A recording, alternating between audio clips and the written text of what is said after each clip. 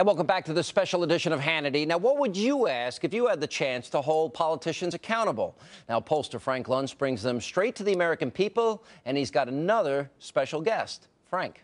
Not only does the show give you the answers to what's happening in Washington, but we provide you with the leaders. The Vice Chairman of the Senate Republican Conference, John Barrasso. You're also a doctor. I want to ask you about Medicare and health care, because it's one of the most controversial issues right now. The polls show that the American people don't agree with the Republicans and their positions on Medicare. Are the American people wrong? The American people, I've learned, are never wrong. I practiced medicine for 25 years as an orthopedic surgeon taking care of families in Wyoming. And you know what patients want? They want the care they need from the doctor that they want at a cost they can afford. Medicare has been a wonderful, successful program in this country. You know, think about when they started this back in 1965. Men were living to about 69, women to about 70. Now, because of the advances in modern medicine, women are living into their early 80s, men to their late 70s. So there's a huge challenge. The baby boomers who were teenagers when they formed Medicare are now at 10,000 a day coming onto the Medicare rolls.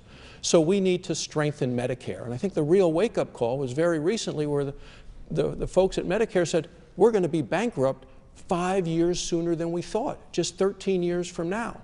So the truth of the matter is we have to save and strengthen Medicare, not just for the people who are on it now, for my patients, for your parents and grandparents, but also for the next generation so it's there for them.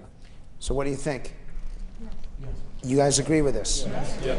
Tell me why. The thing we hear the most is waste, fraud, and abuse. Every time something comes up, it's always that. We never see anyone get fired or go to jail for waste, fraud, and abuse. If they could cut out all the waste, fraud, and abuse, would that solve the Medicare problem, yes or no? Yeah. No. Who says yes? It would help.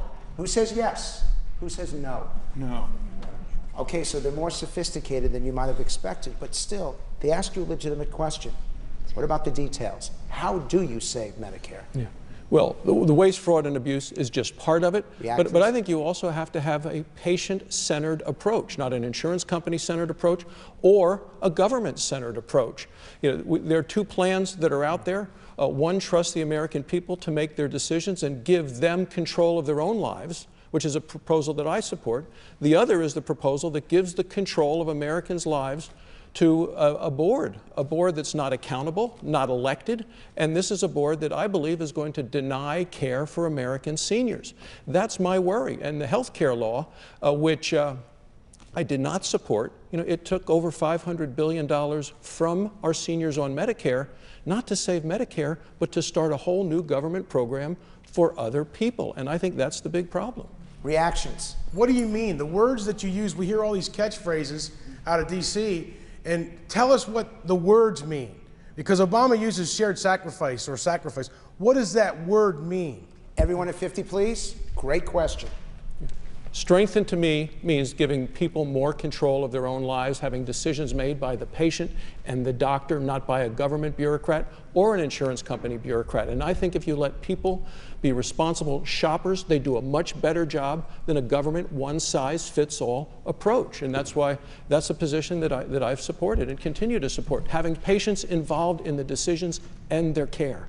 James. I'm the son of a doctor, and I remember back in the day when people would come in and there would be a sign at the door saying that payment is due when service is rendered, and they didn't have insurance or anything like that, not as much as they do now.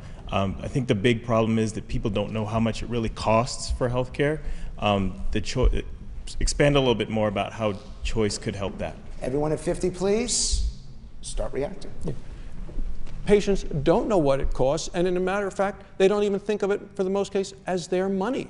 It's somebody else's money, whether it's the insurance company money, whether it's the government money.